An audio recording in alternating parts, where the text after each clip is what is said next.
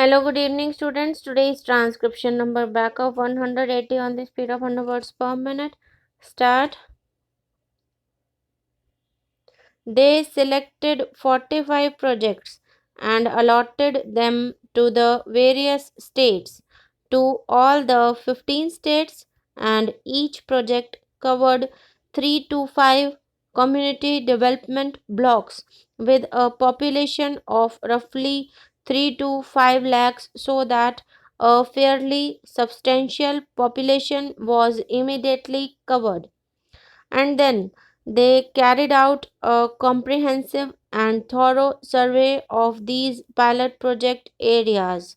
These 45 areas, which covered 3 to 5 community development blocks with a population of 3 to 5 lakhs. These 45 pilot project areas were selected in such a way that somewhere these areas were such where agriculture was prosperous, and yet there was a large population pressing on the soil which could not be employed either wholly or even partially. There were areas which were backward from the agricultural point of view, where agriculture was difficult due to irrigation not being available and due to other factors, where even agriculturists owning lands were not comfortable economically. There were the absolutely unfavorable areas climatically and otherwise which were backward and which had to be developed from every point of view, agriculture, industry, and everything. They also selected areas from the tribal areas and other so called backward areas. A thorough survey was undertaken of these 45 pilot project areas, because it is no use trying to set up industries or even select the industries which are going to be set up in these areas unless we have a thorough survey of all the economic factors concerning each area selected.